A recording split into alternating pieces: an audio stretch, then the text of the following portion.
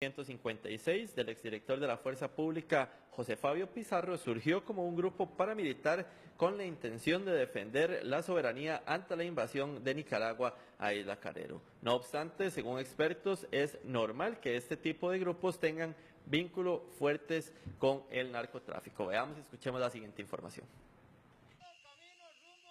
La patrulla 1856 surgió en el año 2013 en un momento en el que el país atravesaba una crisis política internacional con la invasión del ejército nicaragüense a Isla Calero. El coronel y exdirector de la Fuerza Pública, José Fabio Pizarro, apareció como el líder de la agrupación paramilitar con la supuesta intención de defender la soberanía. José Solano, activista en derechos humanos, escribió en ese año sobre el contexto de los grupos paramilitares en el país y de ese en particular. Una serie de hechos, ¿verdad?, que yo voy atando alrededor del artículo, van demostrando cómo un exacerbamiento del sentimiento nacionalista que viene desde las altas esferas del poder político colaboran, ¿verdad?, generan un suelo fértil para que este tipo de agrupaciones, que no son nuevas en el país, pero que esta en concreto surja en aquel momento. Según el catedrático en Relaciones Internacionales, solo la idea de un grupo paramilitar en ese momento daba una cuestionable imagen al país. Que a nivel internacional ya se esté cubriendo eso, pues es preocupante, porque nuestro país se ha caracterizado, repito, como un país que ha procurado mantenerse muy alejado de toda una agenda con características militares, y seguimos apelando pues al derecho internacional, a las organizaciones internacionales, a la negociación, al diálogo, principalmente con esto ocurrido con Nicaragua. El subdirector de la DIS, Jorge Torres, señaló que desde el momento en el que salió a la luz la creación de esta patrulla, ellos comenzaron a darle seguimiento. Nosotros el caso de Pizarro nace desde que él anuncia un grupo, creo que se denomina la patrulla 1856, y él lo denomina como en defensa de la soberanía. Desde ahí partimos nosotros en que Pizarro era un objetivo de nosotros, ¿verdad?, porque son fuerzas irregulares que él pretende entrenar. Tras la detención de Pizarro, este miércoles vinculado con trasiego de droga, ahora surge la pregunta si la supuesta patrulla fue una mampara para ocultar la verdadera función del grupo. Él tuvo un grupo que estaba vinculado con el tema de la protección de Calero y que aparentemente realizaban algún tipo de entrenamientos. Puede que si estas personas no tengan un conocimiento formal previo, policial o pseudopolicial o paramilitar, lo cierto es que pueda que él los haya preparado. Eso es algo que habría que determinar. Y es que según el activista José Solano, es común que los grupos paramilitares tengan fuertes vínculos con el narcotráfico. Sí, es que precisamente el paramilitarismo tiene una relación estrecha con el narcotráfico. Yo creo que el caso más emblemático que tenemos es el colombiano. En Colombia los grupos paramilitares se financian no solo con base en el sicariato, ¿verdad?, sino también con la venta de drogas y de armas. Teniendo en cuenta que Pizarro fue director de la Fuerza Pública, demuestra para los expertos que el narcotráfico puede penetrar bases del Estado. Esto está dejando como prueba de que el narcotráfico está logrando penetrar estructuras de carácter policial. Es decir, si uno ve, por ejemplo, voy a poner un ejemplo muy rápido, si uno ve lo que está pasando en México, los carteles de la droga tienen por característica particular reclutar a miembros del ejército que están en activo o que están en retiro, porque es gente que ya tiene una experiencia en ese campo en el cual el narcotráfico no tiene que hacer inversión. A Pizarro lo detuvieron custodiando un camión que llevaba 237 kilos de cocaína por la ruta 27. Bueno, y para hablar ya de este tema está con nosotros don Fernando Berrocal, exministro de Seguridad, y también don José Solano, que es activista en derechos humanos, también educador. Muy buenos días a los dos, muchas gracias por estar con nosotros. Y voy a empezar tal vez preguntándoles si hay o no hay grupos paramilitares en Costa Rica, si se han logrado identificar realmente organizaciones de este tipo. Tal vez empiece con usted, don Fernando. Buenos días. Bueno, ese grupo de Pizarro sí lo era, definitivamente. Y en su momento yo lo advertí, incluso lo dije públicamente. Y por supuesto que estoy totalmente de acuerdo con que eso no debe existir, ni bajo ninguna circunstancia podemos permitir eso, esa realidad en una sociedad democrática como la costarricense. ¿Por qué se les llama paramilitares? Empecemos por el inicio, que sería, ¿y por qué patrulla 1856? ¿Por qué se les llama paramilitares? porque en este caso, digamos, son grupos para irnos entendiendo dentro de una realidad como la costarricense. Es decir, no podemos tal vez compararnos con la situación que está viviendo Colombia, pero está tan, vamos a ver, como decía Antonio Barrios, está tan penetrado el Estado por este tipo de grupos, o este es un caso, es algo casuístico, digamos, es algo específico. ¿Cómo lo ven ustedes? Y además, si las figuras que realmente están como paramilitares, en algún momento han estado vinculadas con el Estado, sí o no, como Sí. este caso. Sí, la palabra paramilitar, como su nombre lo dice, es un organismo, una organización paralela a un aparato militar. En el caso costarricense, No pues no tenemos ejército. Ajá. Sin Policías. embargo, ¿verdad? En este caso sería parapolicial. Sin embargo, conforme vayamos profundizando sobre el tema del militarismo en Costa Rica, nos vamos a dar cuenta que muchos de los diferentes efectivos de la fuerza pública de este país han sido enviados a escuelas militares para su formación. Sin embargo, el paramilitarismo se caracteriza por ser una organización que, valga la redundancia, se organiza similar a un ejército, tiene digamos, las mismas jerarquías, tiene las mismas formas de entrenamiento militar, disciplina, etcétera, ¿verdad? Nada más que funcionan completamente al margen de la ley. Ese, digamos, sería como... En este caso, la patrulla 1856, en donde estuvo el exdirector de la Fuerza Pública, José Fabio Pizarro, ¿se organizaba de una manera similar a un ejército? Sí. Sí, claro. ¿Por qué sí, claro? Bueno, por todas las cosas que han trascendido y por el tipo de ejercicios que hacían y por el tipo de propuesta que estaban planteando, definitivamente. Son los grupos paramilitares en este caso. Es decir, ahora decía José Solano, quien hizo una aproximación, una investigación sobre el tema de los paramilitares en Costa Rica, podría decirse que estos grupos de alguna manera han tenido trayectoria en el país. Vos comparabas que existen policías que han sido entrenados en escuelas policiales y en escuelas militares. Pero, digamos, eso es un proceso que sucede en toda América Latina. ¿Cómo ve eso, Fernando Berrocal? ¿Cómo ve eso, José Solano? Vea, yo defiendo, y quiero ser muy claro, Como la Escuela de las porque Américas. yo lo aprobé y no me he quitado de eso. Nosotros enviamos gente a prepararse en Georgia en materia de lucha contra el narcotráfico. Es cierto que, digamos, la Escuela de las Américas, que antes funcionaba en Panamá, de ingrata memoria en América Latina, se trasladó al estado de Georgia. Pero ahí, dentro de la Escuela de las Américas, funciona una unidad administrada y dirigida por la DEA en materia de lucha contra el narcotráfico. Y la DEA es una fuerza de policía, no es una organización militar. Está adscrita al Homeland Security, en ese entonces estaba adscrita al Departamento de Justicia de los Estados Unidos, y esa circunstancia de que era que es una fuerza de policía y no una fuerza militar, fue lo que nos llevó a nosotros a tomar esa decisión.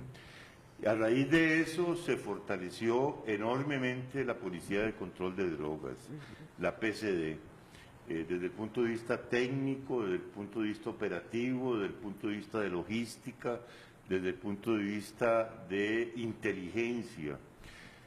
Y la PCD, que es un cuerpo de policía adscrito a la fuerza pública, aunque tiene su propio estatuto, es hoy en día en mucho la mejor policía antidrogas que hay en toda la región centroamericana y posiblemente una de las mejores de América Latina, tanto incluso que su director ha sido premiado y ha sido reconocido internacionalmente.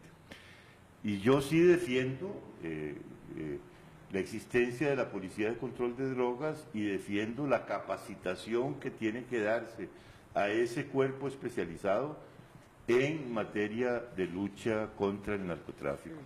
Igual creo, no lo puedo asegurar, pero entiendo que también han ido a capacitarse oficiales de la División Antinarcóticos en el organismo de investigación judicial. En el OIJ, ¿qué estaba Esa es una pasando? cosa. ¿Sí? Otra cosa es la formación militar, que en eso, bajo ninguna circunstancia, yo estoy de acuerdo y siempre he defendido una policía civilista. Ya vamos a tener la reacción de José Solano, porque es importante esa aclaración que hacía Fernando Berrocal. Pero quiero preguntarle, exministro Berrocal, ¿qué estaba pasando en seguridad en ese momento en el país para que se destinara un grupo? Me imagino que ahí también iba el señor Pizarro, el exministro de Seguridad, perdón, el director de la Fuerza Pública. ¿Qué estaba pasando en el país para que se tuviera que llevar un grupo de agentes allá? Yo voy a contar una historia. ¿Qué información tenía usted? ¿Qué informes elaboró usted sobre lo que estaba pasando en el narcotráfico en el país? Yo voy a contar una historia, créanme, que es rigurosamente cierta. Cuando yo fui designado ministro de Seguridad Pública, a mí hubo una reunión con la Embajada Americana y con oficiales de la DEA, ¿verdad? Esa reunión, a mí se me planteó un escenario de penetración de las FARC y del narcotráfico en ese momento que yo pues me preocupé, pero no solamente me preocupé, sino que dudé de ese informe. Y dudé mucho de ese informe porque el tema no existía. O sea, si uno ve hacia atrás, no había capturas de droga, ni el tema existía, ni era nota de la prensa, ni información de la prensa. Ya estando en gobierno, yo busqué al presidente Arias y le dije, mire, presidente Arias, a mí me han informado esto, en estos términos, que Costa Rica la han transformado en una bodega del narcotráfico, que ha habido una penetración de las FARC muy intensa y muy fuerte en Costa Rica. El presidente Arias me preguntó, ¿y usted qué piensa? Le digo, bueno, yo no sé, yo le estoy transmitiendo lo que a mí me planteó la Embajada Americana y la DEA. Y me parece extraño, pero ¿y qué sugiere usted? Le digo, yo creo que esto hay que comprobarlo y ratificarlo en Colombia. El presidente Arias, eso le dije yo, el presidente Arias cogió el teléfono, llamó al presidente Uribe de Colombia y se organizó una misión a Colombia. Yo insistí que a esa delegación, a esa misión a Colombia me acompañara don Roberto Solórzano, que era el director de la DIS, y Francisco Alanés especialmente, que era el fiscal general de la República.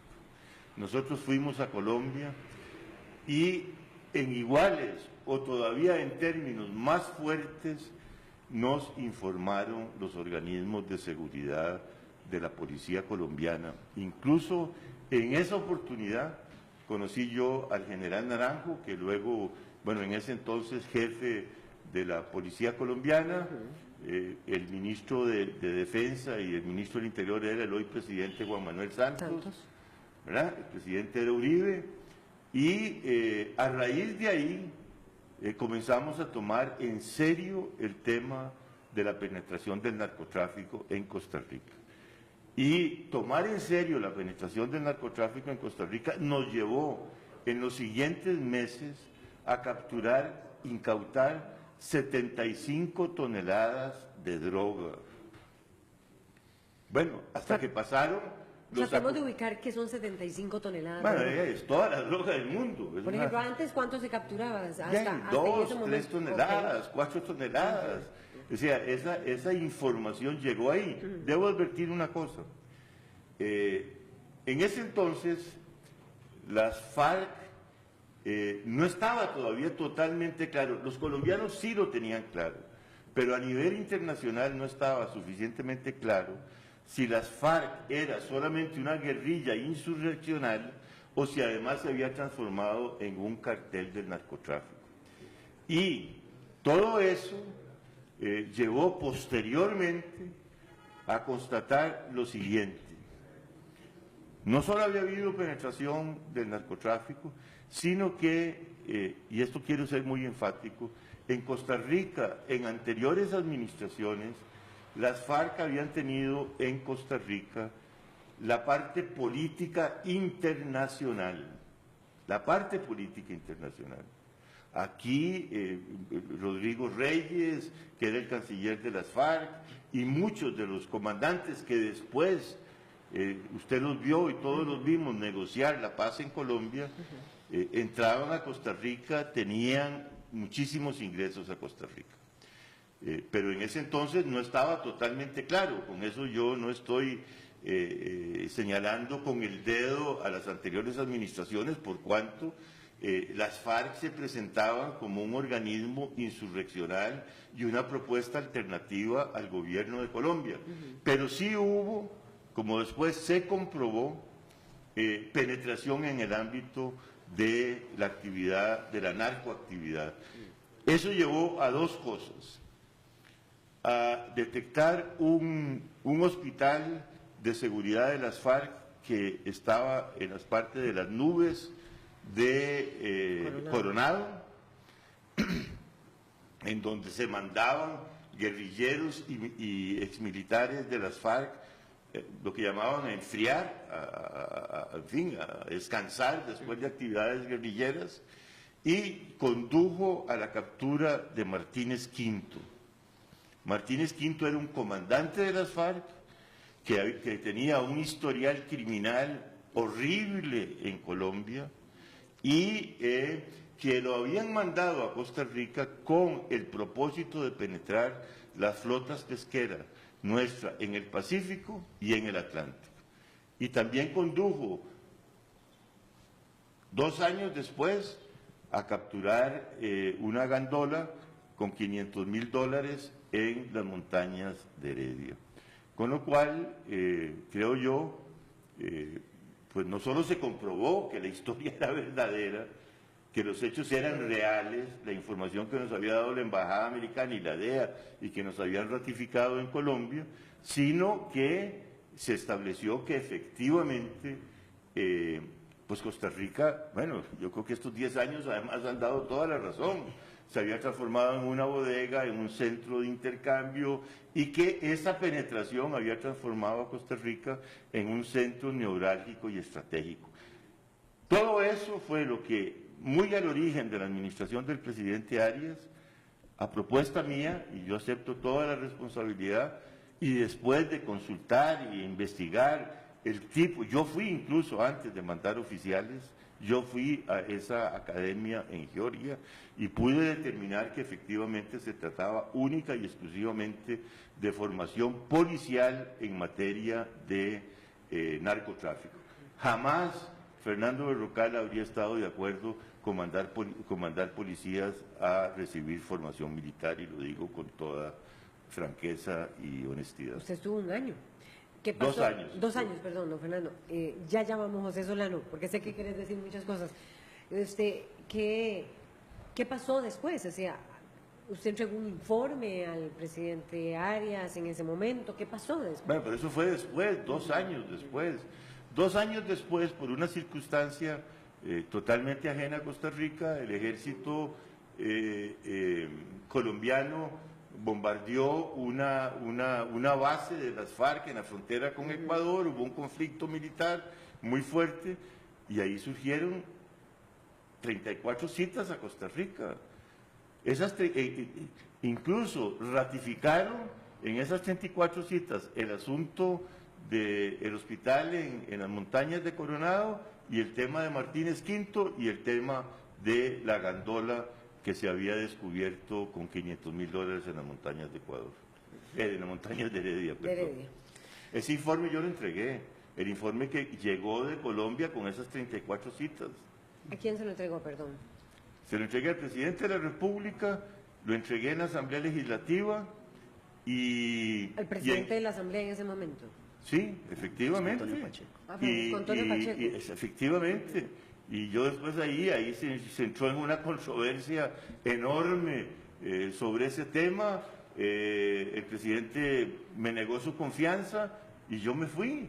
Y ahí yo me fui porque 6 meses antes o 4 meses antes, y lo debo decir también, y también esto es un hecho histórico, y se lo puede preguntar a Dalanés, a Francisco Dalanés, que era el fiscal general, una mañana, como a las 6:30 de la mañana, me llama Dalanés y me dice, Fernando, tiene que cuidarse. ¿Por qué? Le digo yo, porque han mandado un grupo de sicarios a atentar contra su vida y atentar contra la vida de altos funcionarios del Estado costarricense, y vinieron de Colombia, me lo han advertido a mí, el fiscal de Colombia.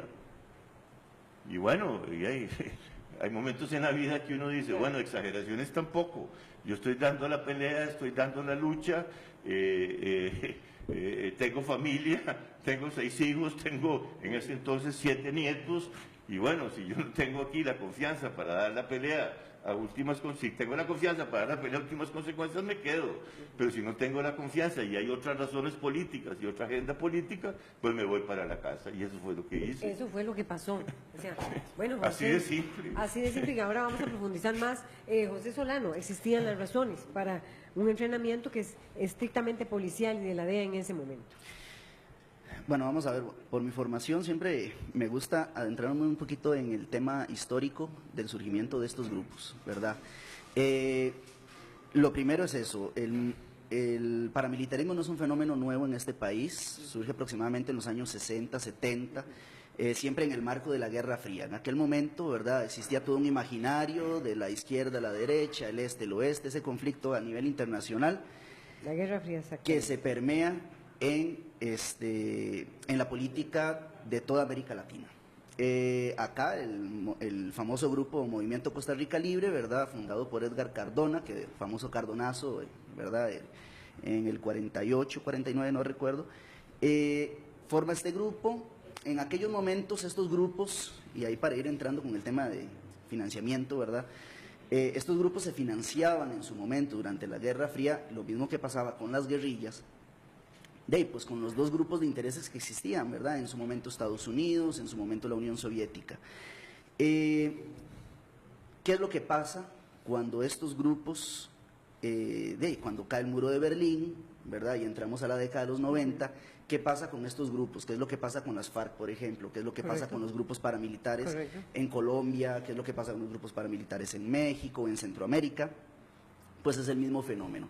Al no tener ya un padrino, por así decirlo, ¿verdad?, cuando los grupos, incluso empresariales muy poderosos de la región, incluido Costa Rica, ¿verdad?, que financiaban mucho a este grupo, ya dejan de pasar este financiamiento porque ya no era necesario, ya no existía ese enemigo imaginario. Entonces, bueno, sí, son grupos que los localizamos en el espectro de la extrema derecha, ¿verdad? Sí, son grupos muy peligrosos, ultranacionalistas, con rasgos fascistas también. Pero, por ejemplo, en el caso de Colombia, cuando cae el muro, la misma guerrilla también pierde a sus padrinos, que fueron en algún momento los que financiaban, pasaban armas, porque como dijo don Fernando, eran grupos insurreccionales que tenían otra agenda, otra propuesta. ¿Qué es lo que pasa? Modelo de Estado, sí, de exactamente. ¿Qué es lo que pasa? Quedan en el aire. Exacto, entonces se vuelven grupos completamente anacrónicos. Lo mismo pasa con los grupos paramilitares, solo que el grupo paramilitar logra crear otro imaginario, ¿verdad? Ya no es el comunismo, ya no tenemos a quién combatir. Bueno, el elemento extranjero, por ejemplo, es se vuelve un elemento peligroso, ¿verdad?, para lo que como se concibe el Estado.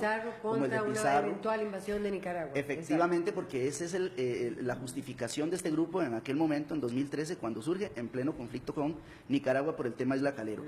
Entonces, estos grupos se tienen que volcar hacia otras formas de financiamiento porque ya no tienen grupos poderosos que los financien.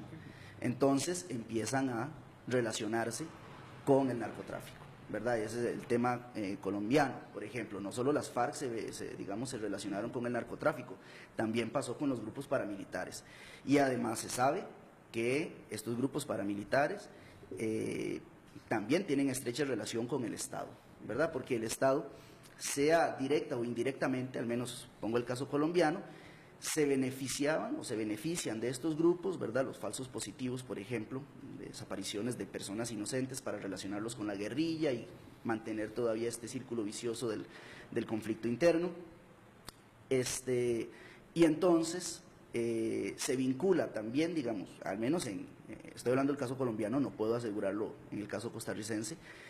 Sí sabemos de México, de El Salvador, por ejemplo, o de Colombia, donde sí estos grupos sí tienen una relación directa o indirecta con el Estado a través de las fuerzas militares. ¿Pero crees que en el caso de Costa Rica haya pasado eso, con la patrulla 1856? Bueno, tenemos al que atraparon fue exdirector de la Fuerza Pública, ¿verdad? Entonces, en su momento, esta persona pues sí tuvo una relación con el Estado, ¿verdad? Pero no se podría decir qué es lo que está pasando hoy en día, veamos, bajo qué circunstancias se da esta detención. Sabemos que es por drogas, pero no sabemos si puede existir una relación más allá. Entonces, en general, sí existe un vínculo de grupos paramilitares, no solo con temas de, digamos, en el caso de Colombia con las guerrillas, sino que además estos grupos también tienen sus conexiones porque son organizaciones criminales, ¿verdad? En el sentido de que son completamente o funcionan al margen de la ley. Entonces, en el caso de Costa Rica, estos grupos entran ya para ya entrado el siglo XX, finalizando el siglo XX y empezando el siglo XXI, se acuerpan en estos convenios que existen entre Costa Rica, ¿verdad?, entre el gobierno de Costa Rica y la Escuela de las Américas, que como bien dijo don Fernando, ahora se localiza en Fort Benning, en Georgia, donde al menos desde los organismos y observatorios, por ejemplo el SOAU, que es el Observatorio de la Escuela de las Américas para América Latina y el Centro de Amigos para la Paz, se ha demostrado, incluso se le han enviado cartas a don Gustavo Mata, pidiendo explicaciones sobre por qué se siguen enviando oficiales de la fuerza pública a Fort Benning, sabiendo que es una academia militar que pertenece al Comando Sur o que tiene alguna relación con el Comando Sur de los Estados Unidos, y que además se están enviando policías a las famosas Olimpiadas Militares, que el año anterior Costa Rica participa y creo que ha venido participando en algunas otras, pero en 2016 uno entra a la página y ahí está, como grupos participantes oficiales de la Fuerza Pública de Costa Rica, de grupos especializados como la GAO, ¿verdad? Creo que ahora son los linces, creo que la UIP también los han llevado ahí. Entonces, ¿qué hace Costa Rica en Olimpiadas Militares, donde se invita a soldados de diferentes países que sí tienen ejércitos en América Latina? ¿Y qué pasa con estas personas que están siendo enviadas también a la Escuela de las Américas? Bueno, hay como varios temas. Lo que estás planteando, que me gustaría oír la reacción del exministro de Seguridad, Fernando Berrocal, sobre eso que está diciendo. Y segundo, el exministro de Seguridad está haciendo una denuncia importantísima de que entran un montón de razones a propósito de su renuncia hace 2 años, cuando estaba el país, José Solano, más penetrado por FARC, según ese informe de los Estados Unidos, que por paramilitares, digamos, en este caso, de Colombia. Entonces, vamos por partes. Reacción del exministro de Seguridad sobre lo que está diciendo José Solano y los entrenamientos. Bueno, a mí me parece que, digamos, pienso que todo es cierto lo que está diciendo José, y me parece que la solución viene ahora con la inauguración de la nueva Escuela Nacional de Policía. O sea, que no debería enviarse policía costarricense a Georgia. Bueno, es que la formación de la policía debe ser policial. Militar en este momento. Es que la formación de la policía debe ser formación policial. Y aquí la gente se confunde. Yo he defendido siempre una formación policial que no excluye aspectos que son evidentes tanto a la policía como, digamos, a una estructura militar, pero una fuerza policial tiene que ser disciplinada, tiene que ser jerarquizada, tiene que haber mandos superiores, tiene que haber disciplina, tiene que haber orden, tiene que haber una formación propia de un policía, pero también tiene que complementarse en un país como Costa Rica con aspectos civiles que tienen que ver con la historia de Costa Rica, con los valores, con formación básica en materia jurídica. Por eso pienso que, y esto va a ser una gran noticia, Laura. Vea, el país no se imagina lo que significa y lo que es la Escuela Nacional de Policía en Pocosí. no solo físicamente, ahí se invirtieron más de 60 millones de dólares, que fue una donación de la República Popular China. Es un edificio, como si usted pensara, lo que es el estadio, pero en una academia de policía. Además, hay 14 millones de dólares que puso la Unión Europea para acondicionar todo lo que son polígonos, todo lo que es infraestructura tecnológica. Bueno, yo lo que digo es que hay que aprovechar esa Escuela Nacional de Policía, crear o vincular esa escuela con escuelas de policía, no con instituciones de carácter militar. Y hay escuelas de policía muy buenas en América Latina, en Europa, en los mismos Estados Unidos. Yo traté, por ejemplo, en la época que fui ministro, y cuando comenzó todo el proceso que va a terminar ahora, imagínense, 10 años después, cuando se abre la Escuela Nacional de Policía, de vincularla con la Escuela Nacional de Policía de Puerto Rico, por una razón, la Escuela de Policía de Puerto Rico. ¿Por qué? Porque hablaban español, porque tenían una cultura similar a la nuestra. También se habló de alguna escuela de policía en Miami, porque también ahí había gente que hablaba español. O sea, la fuerza pública con esa Escuela Nacional de Policía no tiene ninguna razón para seguir enviando a formar a Fort Benning en Georgia miembros de la fuerza pública. Lo que hay que hacer es un convenio, un acuerdo entre esta escuela de policía y alguna otra escuela de policía, en fin, buscada con inteligencia, con capacidad.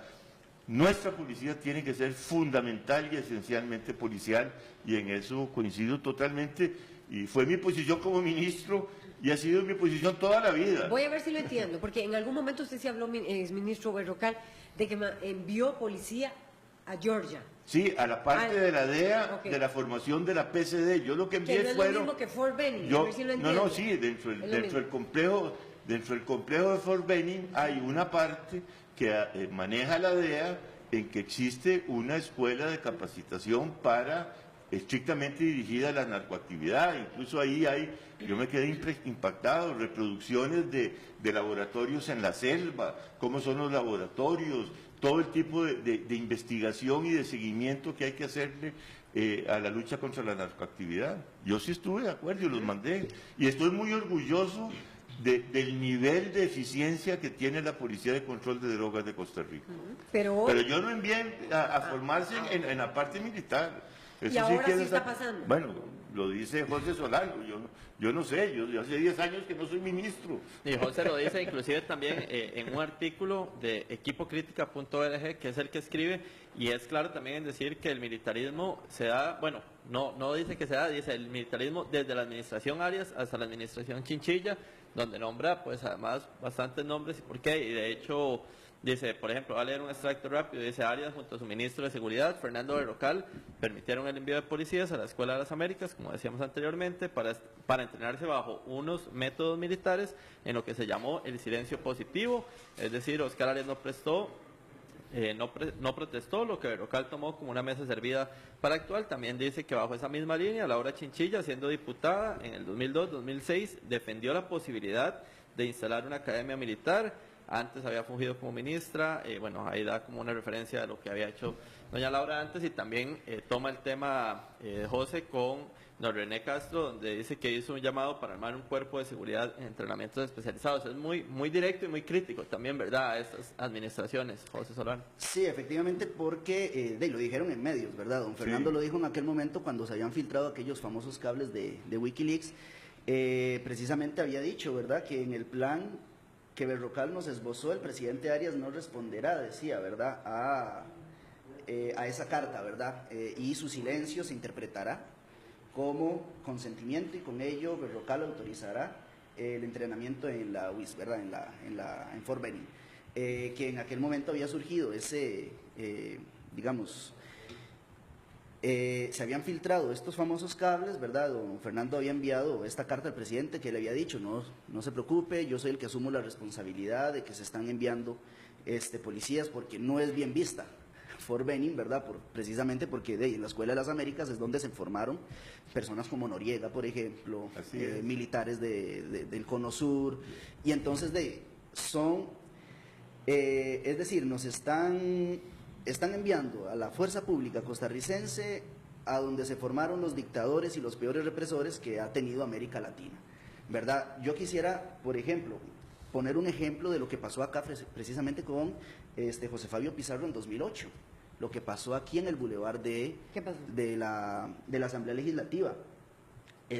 A las órdenes de Pizarro, siendo él director de Fuerza Pública, él estando ahí precisamente cuando se estaba todo el tema de la agenda de implementación, contra el TLC, las personas habían ido a entregar un documento al Tribunal Supremo de Elecciones, iban a pasar por el bulevar de la Asamblea Legislativa para llegar acá a la Corte Suprema de Justicia, y la policía le cierra el paso con vallas, la gente tira las vallas porque es una vía pública, pasa la gente, y en ese momento empiezan una serie de detenciones completamente ilegales y sin ninguna provocación. Están los videos en YouTube y se pueden ver. Incluso sale José Fabio Pizarro diciendo: a nadie se ha detenido, y en ese momento se detuvo. Y ojo, ¿cómo se da? En un bar y restaurante acá frente al costado de la Asamblea Legislativa, entra la fuerza pública en un recinto privado, una propiedad privada, arrastran a una persona, la esposan y la llevan arrastrada y la montan en la perrera, y la llevan durante 3 horas. Eso muy particular, muy similar a lo que se hacían las famosas desapariciones forzosas que se daban en Sudamérica en los tiempos de las dictaduras. Meten a esta persona y durante 3 horas la desaparecen.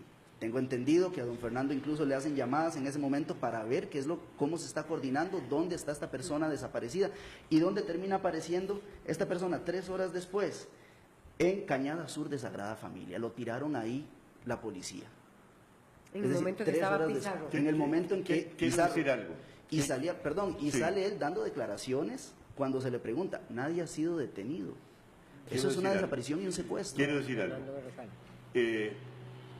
Yo siempre me preocupé por proteger la imagen del Premio Nobel de la Paz, que era don Óscar Arias y que sigue siendo don Óscar Arias. Incluso cuando lo más duro, y eso es cierto, lo que citó José Solano, yo le dije al presidente: usted no se preocupe, yo asumo la responsabilidad de mandar gente a la parte de la DEA en la formación de la Policía de Control de Drogas, que fue lo que hice, y eso yo lo acepto, para la lucha contra el narcotráfico, por los informes que teníamos y la situación que estaba comenzando a vivir el país, o que estaba viviendo el país. Y siempre me protegí, me preocupé, y el presidente Arias lo sabe, por más diferencias que él y yo hayamos tenido posteriormente, 2 años después de proteger su imagen como Premio Nobel de la Paz.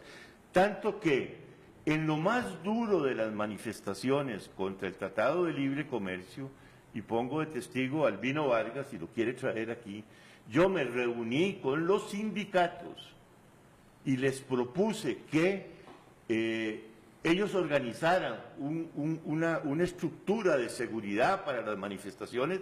Son las manifestaciones más grandes que ha habido en Costa Rica. Bueno, aparte de la del domingo, que dicen que es la más grande que se ha dado en el país. Pero en ese momento eran manifestaciones de 50 a 60 mil personas contra el Tratado de Libre Comercio.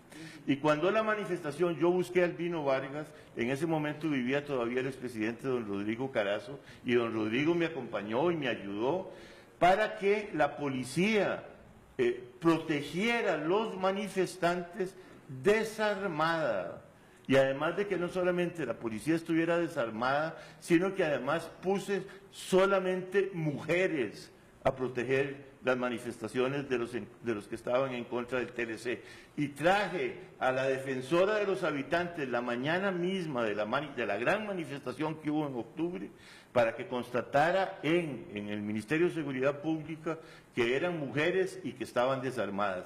Y esa es la razón por la que esa manifestación no hubo ni gases lacrimógenos, ni golpeados, ni absolutamente ningún problema. Y todo eso lo hice no solo porque creía y sigo creyendo que esa es la forma de tratar los conflictos sociales en una democracia, sino por proteger la imagen del presidente Arias como Premio Nobel de la Paz. Porque le dije al presidente: mire, presidente, si aquí hay garrotazos y sale gente herida, y eso es lo que algunos sectores del país van a tratar de provocar. El único perjudicado no solamente es las negociaciones del TLC o el tema del TLC, va a ser usted y su imagen de Premio Nobel de la Paz. Eso fue mi actuación, eso fue mi tiempo. Lo que pasó después ya no es mi tiempo. José. Bueno, lo que pasó después, pero bueno, en ese momento se da una actuación que es propiamente de un militar, ¿verdad? Se ha dicho que José Fabio Pizarro fue formado en Fort Benning también, no tengo yo... No, en la Escuela de las Américas en Panamá. Peor aún, ¿verdad? Entonces, o sea, es decir, si esas actuaciones se dan en el marco de lo que fue el TLC, se da completamente una detención arbitraria, se da un secuestro completamente arbitrario, las personas en ese momento no sabían dónde estaba la persona. Como les digo, eso es muy particular, probablemente una persona formada en la Escuela de las Américas en su momento, como fue el caso de Pizarro. Eso se está dando en este momento, es lo que usted señala. Sí. Don Fernando dice, no sé si sigue mandando a Fort Benning o sigue mandando a esa unidad especial de la DEA, que es lo que él ha dicho. Tengo una carta acá. La Policía de Control de Drogas. Es la mejor policía de América Latina en lucha contra el narcotráfico. En una respuesta de Gustavo Mata, todavía hasta el 2015, del 2001 que el 2015, creo que se habían enviado hasta 205 policías a formarse en Fort Benning. Okay. ¿Verdad? ¿Cuántos policías? 205 al menos. ¿Hasta qué lo año? que está hasta 2015. ¿Verdad? Entonces, sigue existiendo, esto es, como les digo, respuesta del Ministerio de Seguridad. Entonces, como bien decía David, a lo largo de estas de las administraciones, al menos Arias y Chinchilla, sí tenemos claro que se empieza a generar todo un caldo de cultivo para que el paramilitarismo, que siempre estuvo muy a la sombra en Costa Rica, ¿verdad?, salga de pronto con la figura de José Fabio Pizarro. ¿Y de dónde están saliendo los paramilitares en Costa Rica? Hay un estudio que yo lo cito ahí de la Universidad de Costa Rica, que están saliendo de la Reserva Nacional de Policía. Es decir, son principalmente reservistas, exfuncionarios de fuerza pública. No sabemos si hay miembros de fuerza pública activos que estén también participando en estos movimientos, pero al menos sí, gente de la Reserva Nacional de Policía. Además, en diciembre de 2013 abandona José Fabio Pizarro la Reserva Nacional de Policía, ¿verdad? En diciembre de 2013, 2 meses después de que sale el escándalo con el tema de la patrulla 1856. Entonces sí, sí son reservistas. ¿Qué piensa usted como el ministro, don Fernando? Bueno, el tema de la reserva es un tema interesante de analizar. Hay muchos ciudadanos que quieren colaborar con la fuerza pública. Muchos ciudadanos quieren colaborar con la fuerza pública. Y la reserva es precisamente un instrumento para que esos ciudadanos reciban algún tipo de formación policial y colaboren con la fuerza pública en labores de prevención.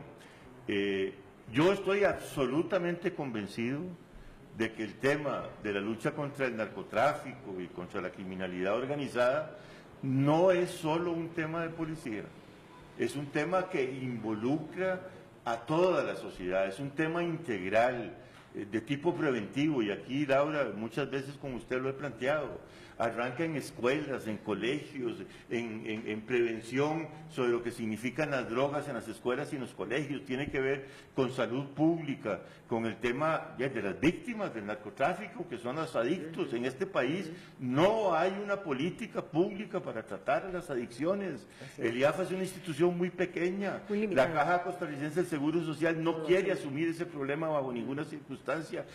¿Y cuántos adictos hay en este país? No sé. En la época mía se calcularon en 50,000 y ahora deben ser no sé cuántos.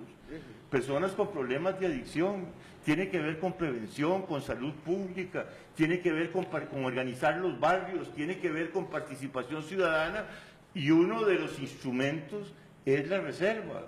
Yo sí defiendo la reserva siempre que se maneje en términos policiales, en términos de participación ciudadana, coadyuvando a mantener niveles aceptables de seguridad ciudadana y de seguridad nacional. Pero ¿y cómo tener el control, don Fernando? Porque Es el como dice límite, José, es el bueno, límite. y Es el ahí es de límite donde están entre- saliendo según lo que parece, o por lo menos lo que dice José Solano.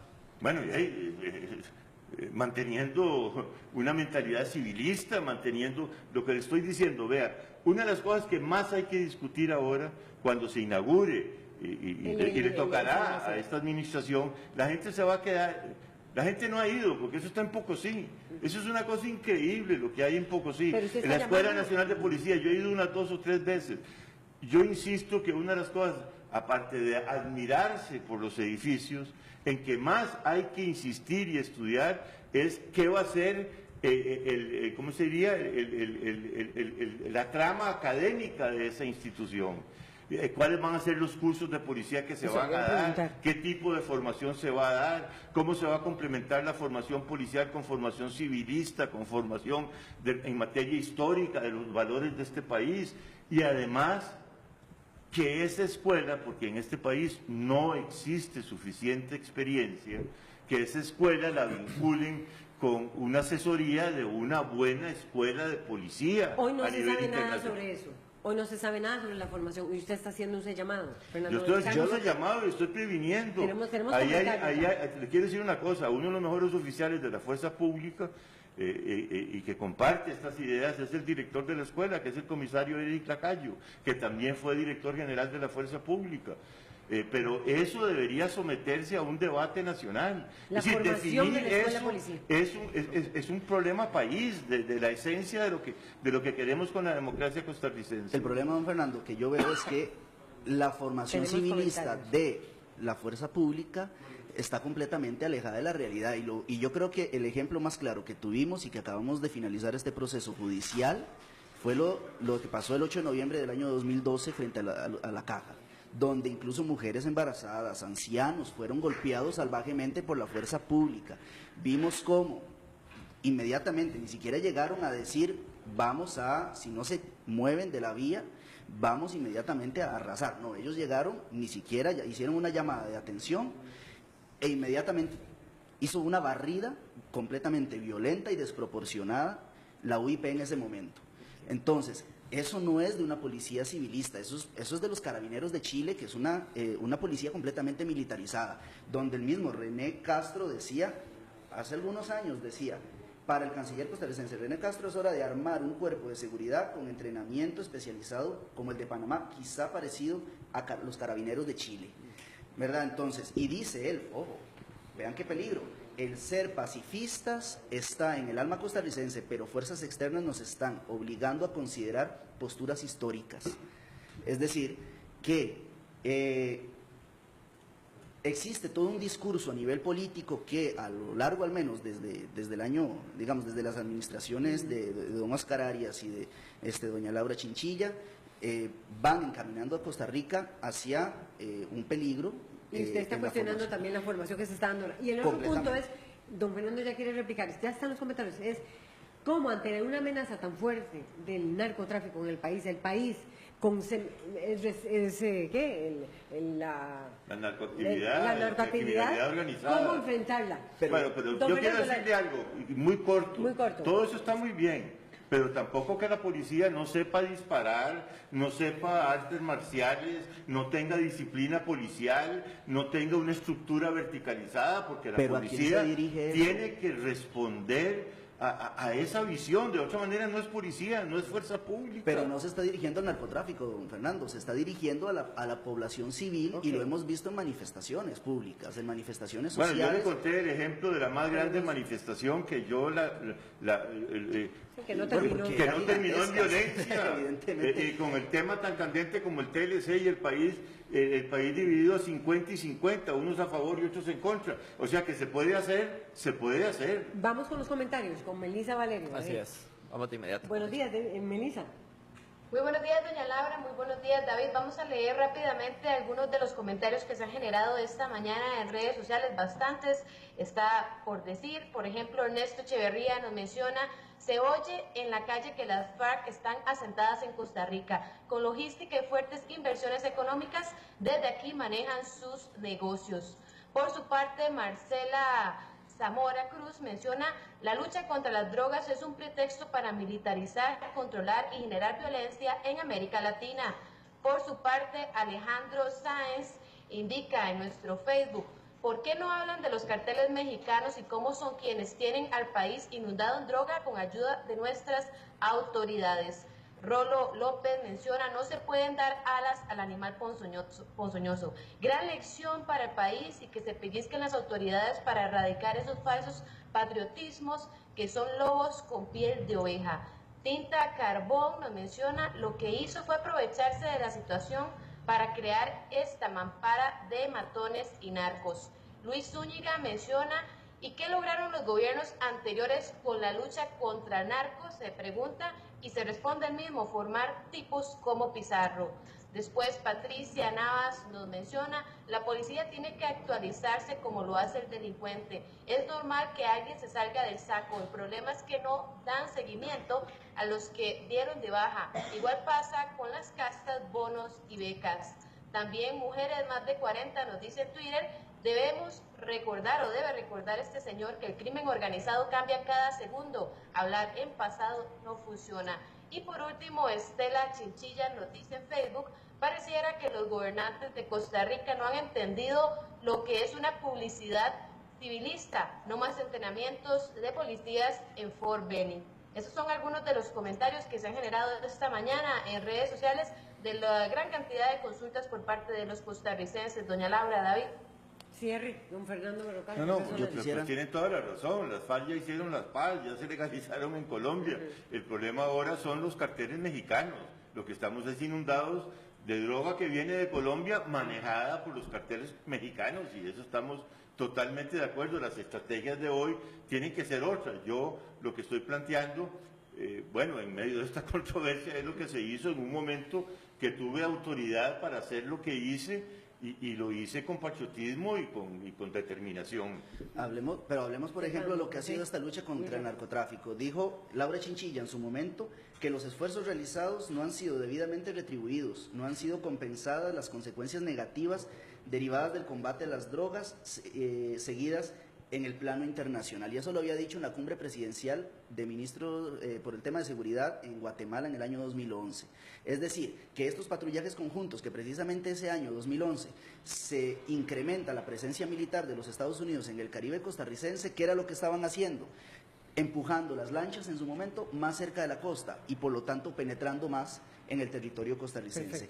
Es decir, nada más que este combate a las drogas y las estrategias que se están siguiendo de militarizar la policía, lo hemos visto en México, lo hemos visto en los diferentes países de América Latina, no funciona, trae más represión para la sociedad civil.